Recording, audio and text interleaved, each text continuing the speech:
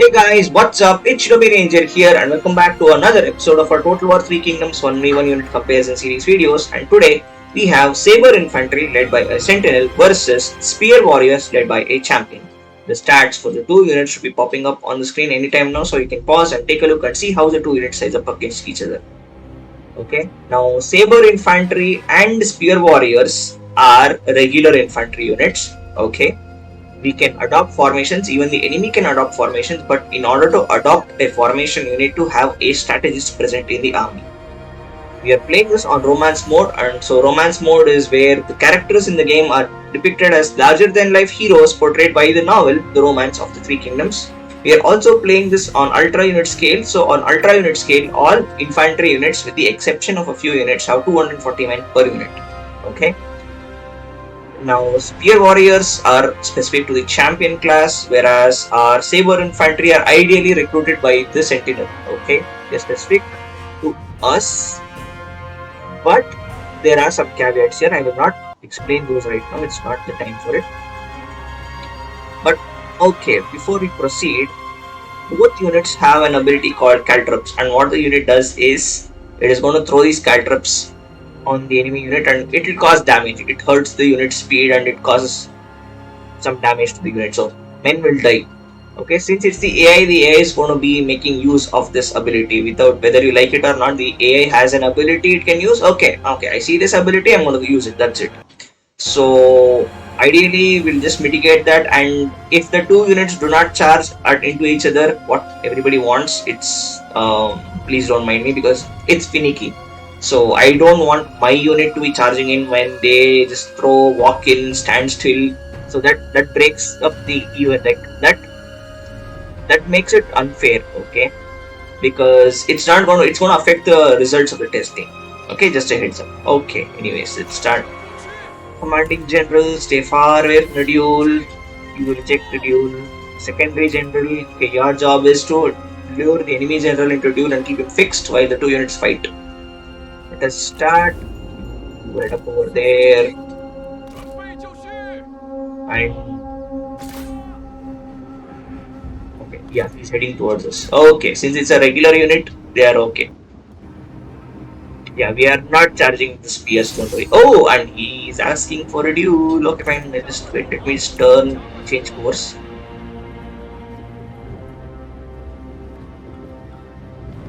I will accept. Okay, good. Now, while those two fight it out, okay, they're fighting at a good distance away. It's a bit close for me, but I mean, see, the two generals fight it out very close to the units fighting.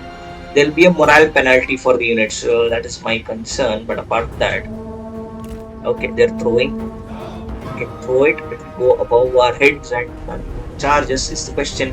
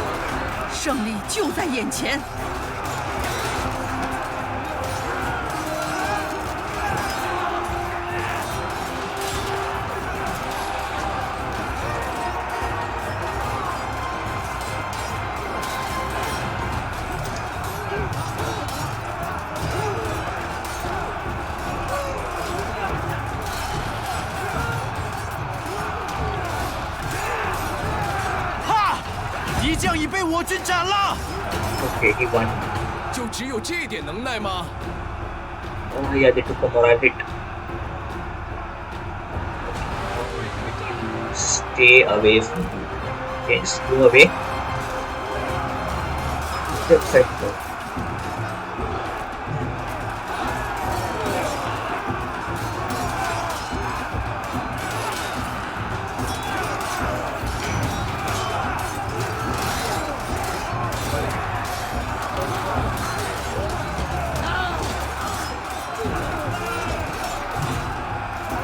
Okay, let's double speed this because this fight will take a long time.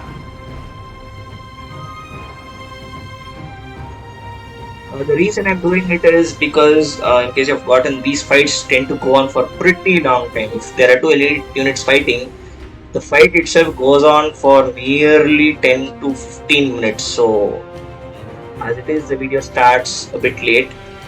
And then, if you want to keep the fight for 15 minutes, nobody is going to be interested in this situation. Like only two units just seeing the same animation over and over and over, and for 15 minutes see the kill counter fly. Okay, don't worry if the unit breaks. It's on my mouse is on the pause button. Okay, wavering. Okay.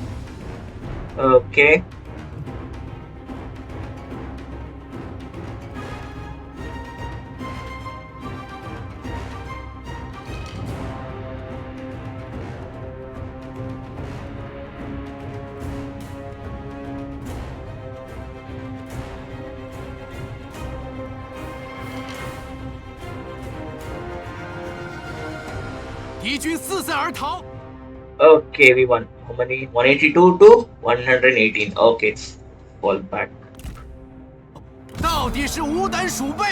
Okay, 118 is our benchmark. 182 to 118. Damn, that was a slaughter though in these cutscenes. See, the problem with Kohalam units is this very thing. They are not meant for fighting in melee like this. They have a very poor melee defense skill. Although they have excellent weapon damage, they can't defend themselves. And we are Sabre Infantry. Let's pause this, okay? Our Sabre Infantry are dedicated frontline troops. So, what is the difference between Sabre Militia and Sabre Infantry? Visually speaking, is first thing we have leather and iron scale. Alright, so we have lamellar armor, as you can see. And if you observe very carefully, you take a video of the Sabre Militia and observe the shields of both units, the infantry and the militia. We have a rimmed shield. We have an iron or leather rimmed shield with a iron boss in the center. Whereas if it's the militia, they don't have that. They just have a rattan shield. Okay. Now 118 means 122 to 182. So 182 is 58. 58 to 122 is roughly it's a little bit over 2:1. So for every 2 or 3 spear warriors who fell in action, one of our sabers our swordsmen, our sword infantrymen fell in action. Okay, that's a pretty good ratio. I mean, for a Polam unit with such low defense, the main reason they were surviving was because of the armor.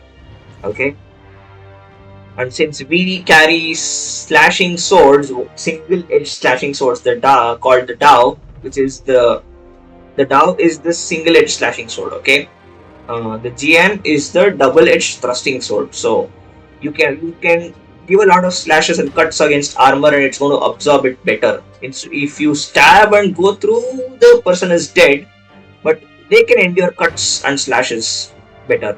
Good quality armor can take a bit of denting from slashes and cuts. Okay, so cost wise, we cost 600 since we are regular infantry, and they cost 520. So they are about 80 coins cheaper than us. But see, for a spear unit against a regular sword and board infantry, as you would call them, it was a decent performance. Okay. Anyways, that's all for this video, guys. I hope you enjoyed the video. If you liked the video, then leave a like. If you did not like the video, then leave a dislike. Share, comment and subscribe, but make sure you hit that notification bell so you don't miss out on any new videos when they're released. Until the next video, this is Shinobi Ranger signing out. Bye!